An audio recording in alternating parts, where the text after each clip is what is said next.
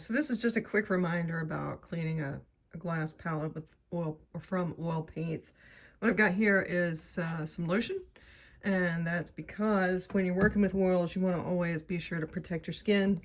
One way to do that is to just have something on your skin to make it easier to remove the paint if it comes into contact. You can use barrier cream.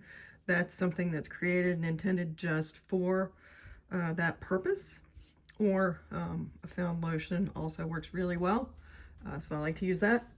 You could also wear gloves if you're especially messy. Some paints contain hazardous materials, so that's one of the reasons you want to take precautions. I've got just a glass scraper here in another clip. You saw me clean all this off just repeatedly with going over it with the glass scraper.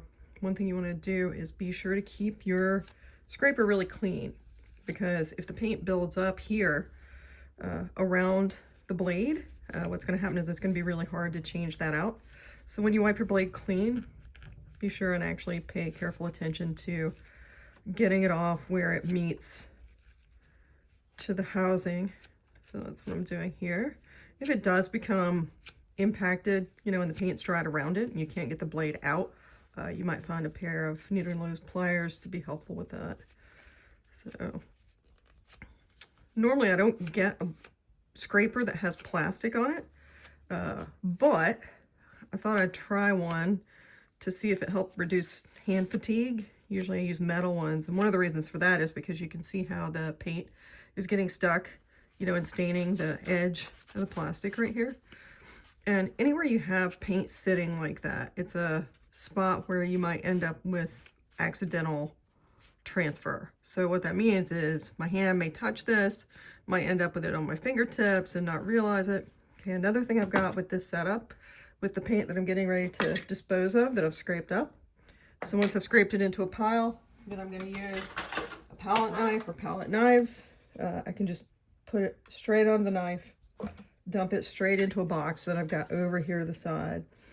I usually put the waste materials into a paper bag or a box or an old grocery bag. Plastic is fine.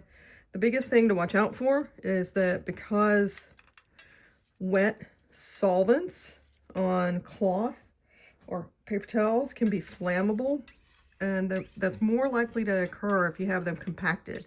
So if you have them piled up in a stack, that alone can cause enough heat to cause combustion.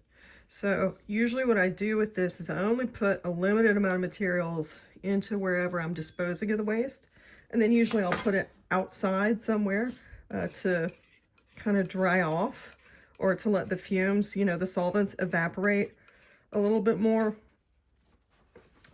before I actually put it into the trash. So again, just be careful with that. Don't have a bunch of solvent-soaked or oil-soaked rags piled on top of each other, and you're thinking, you know, well, that's not, how likely is that to happen? Well, guess what? When I was in graduate school, that did actually happen. Somebody's studio caught on fire.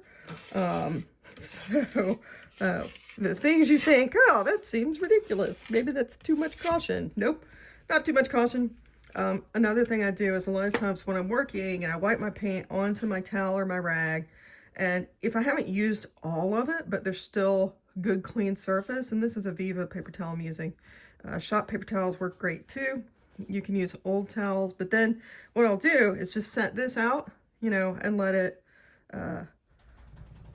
just dry off, and I can keep using the same thing. That's all.